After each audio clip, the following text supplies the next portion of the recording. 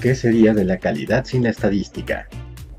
En la planta de producción de cualquier empresa, todo el tiempo se están ejecutando procesos que podemos medir para conocer su habilidad para cumplir con los requisitos del producto.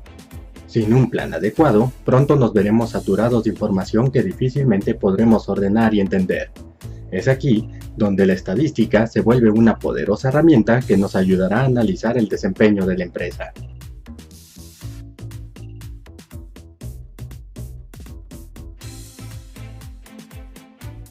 Usemos de nuevo un mapa mental para organizar la terminología relacionada con el control estadístico de procesos. En nuestra primera parada está el muestreo aleatorio. Para que las muestras sean realmente representativas, es importante que la selección se realice de forma aleatoria, aunque hay 4 técnicas para hacerlo: simple, estratificado, sistemático y por conglomerados. También veremos cuáles son los tipos de cartas de control que más se utilizan en la industria: las cartas X barra de medias y las cartas S de desviaciones estándar. Conoceremos a profundidad el uso de las tablas Military Standard 105E que sirven para determinar el tamaño de una muestra, así como la cantidad de defectos que debemos considerar para aceptar o rechazar un lote. Para utilizarlas, necesitaremos determinar el nivel de calidad aceptable, conocer el tamaño del lote y establecer el nivel de inspección que aplicaremos, ya sea reducida, normal o severa. Por último, aprenderemos sobre el análisis de una muestra, en particular las 2 medidas estadísticas más importantes para caracterizar el comportamiento de un conjunto de datos: la media y la desviación estándar.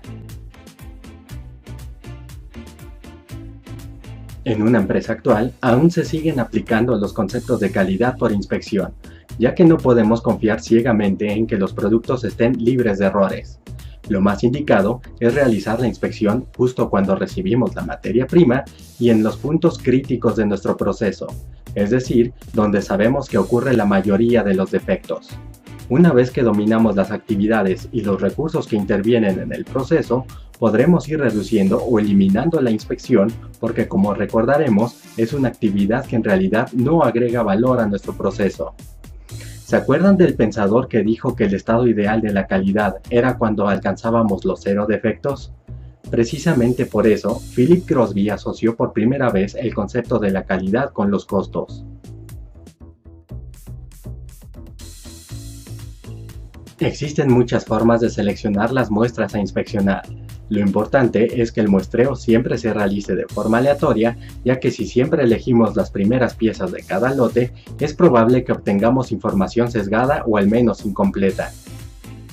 El muestreo aleatorio simple consiste en seleccionar una determinada cantidad de elementos en donde cada uno de los elementos tenga la misma probabilidad de ser seleccionado que el resto.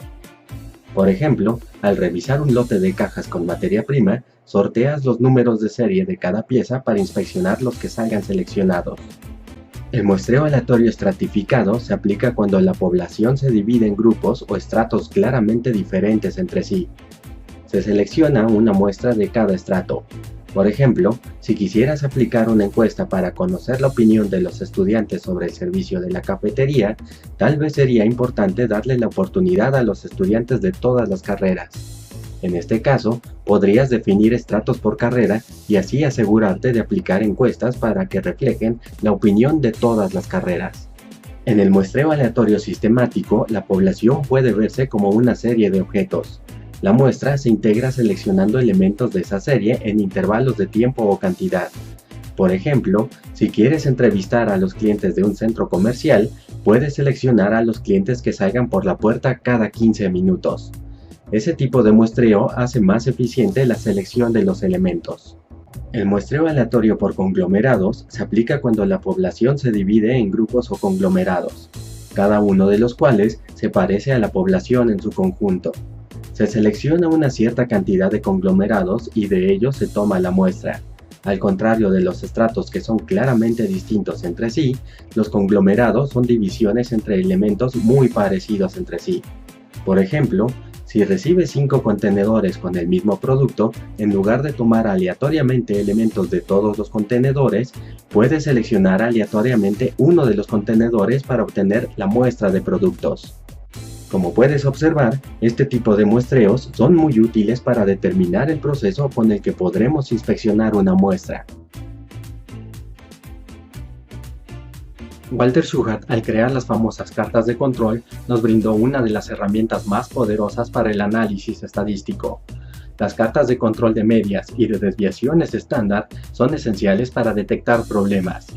Cubriremos esta técnica a detalle la próxima semana cuando revisemos las gráficas de control. Parte de nuestro trabajo como expertos de la calidad es inspeccionar lotes de materiales antes de que entren a nuestro proceso de producción. Debemos de asegurarnos de que trabajaremos con materiales en buen estado o de lo contrario afectaremos el resto de nuestra cadena productiva desde antes de comenzar. Como sabemos, es imposible inspeccionar todos y cada uno de los materiales que recibimos. Para ayudarnos, existe una útil herramienta que nos puede ayudar a determinar el tamaño de la muestra que debemos inspeccionar. Imaginemos que trabajamos en una fábrica de electrónicos. Mañana por la tarde recibiremos un embarque de baterías recargables para las tablets que fabricamos. El lote deberá contener 1500 unidades y hemos negociado un nivel de calidad aceptable del 0.4% de defectos para este producto. Un dato importante es que el proveedor ha sido consistente en la cantidad de defectos y actualmente aplicamos un nivel de inspección normal. Lo que necesitamos saber es de qué tamaño será la muestra de productos que inspeccionaremos, y de esa muestra, a partir de cuántos productos defectuosos deberemos devolver el embarque. Lo primero que tenemos que hacer es determinar el tamaño del lote que recibiremos, es decir, la cantidad de piezas que contiene el embarque. Debido a que son 1500 baterías, nos situaremos en este renglón y buscaremos la intersección con la columna que corresponde al nivel general de inspección normal, es decir, la segunda. El valor de la celda es la letra K. Acudiremos a la tabla que corresponde al nivel de inspección que hemos determinado. En este ejemplo será el nivel normal. Identificamos la columna en donde se encuentre la letra código K para el tamaño de la muestra. Posteriormente buscamos la columna con el nivel de calidad aceptable, que como recordaremos será de 0.4%. Ahora bien, para responder la pregunta sobre el tamaño de la muestra, acudimos a la columna tamaño de la muestra N y vemos el número que corresponde a nuestra letra código. Serán 125 baterías del lote que inspeccionaremos. Solamente nos falta saber hasta cuántos defectos encontrados aceptaremos el lote y a partir de cuántos les rechazaremos. Para ello, regresemos a la intersección. El número de la izquierda es el número máximo de defectos con los que aceptaremos el embarque, y el de la derecha indica a partir de cuántos lo rechazaremos. En este ejemplo, al inspeccionar las 125 baterías, aceptaremos el lote si encontramos hasta una batería defectuosa, pero lo rechazaremos si encontramos 2 o más piezas defectuosas. Para nuestro segundo ejemplo, pensemos en que la próxima semana recibiremos un embarque de pantallas para las tablets que fabricamos.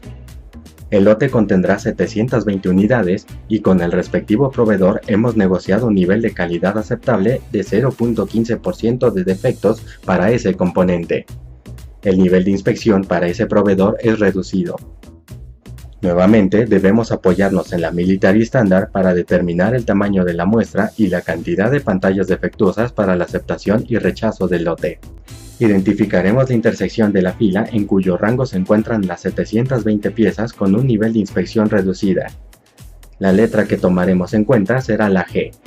Al buscar la intersección entre la letra código para el tamaño de la muestra y el nivel de calidad aceptable, nos damos cuenta de que la celda no contiene ningún valor. Para estos casos, debemos seguir la flecha hasta encontrar la siguiente celda que contenga un valor. Como podemos apreciar, ahora nos situamos en la letra código J, a la que corresponde un tamaño de muestra de 32 piezas. Y de acuerdo con los números de aceptación y rechazo, aceptaremos el lote únicamente si no encontramos ningún defecto y lo rechazaremos si encontramos uno o más defectos. ¿Cómo decidimos qué nivel de inspección aplicarle a nuestros proveedores? Cuando comenzamos a trabajar con un proveedor, aplicamos el nivel normal. Si aceptamos 10 lotes consecutivos, entonces pasaremos a un nivel de inspección reducida. En el momento en que rechacemos un lote o detectemos que la producción es irregular, regresaremos al nivel de inspección normal. Si ocurre que rechazamos 2 de 5 lotes consecutivos del mismo proveedor, entonces pasaremos al nivel de inspección severa. Si aceptamos 5 lotes consecutivos aplicando este nivel, entonces regresaremos al nivel de inspección normal nuevamente. Pero tengan cuidado, Si un proveedor que está en el nivel de inspección severa no logra la aceptación de 5 lotes consecutivos para regresar al nivel normal y acumula 10 lotes consecutivos bajo inspección estricta, tendremos que interrumpir el contrato, ya que su calidad no ha mejorado y el nivel de inspección severa implica una mayor inversión en tiempo y dinero para nosotros. Dos medidas estadísticas que nos brindan un panorama muy claro sobre el comportamiento de una muestra son la media y la desviación estándar. Su utilidad es muy clara cuando tenemos un gran cúmulo de datos. En lugar de reportar cada uno de los datos por separado, es mucho más práctico mencionar su media y su desviación estándar.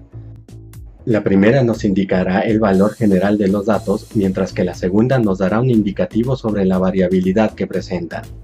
En calidad, si estamos midiendo alguna característica de nuestros productos, la desviación estándar será crucial para demostrar que nuestros procesos trabajan de forma consistente.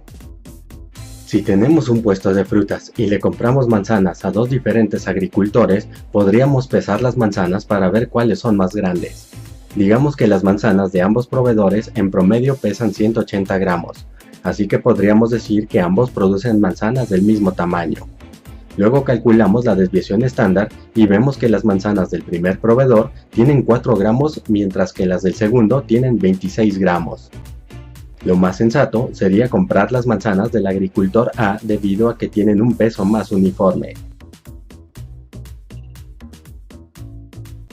La variabilidad es un fenómeno natural y para la calidad es necesario reducirla hasta donde sea posible.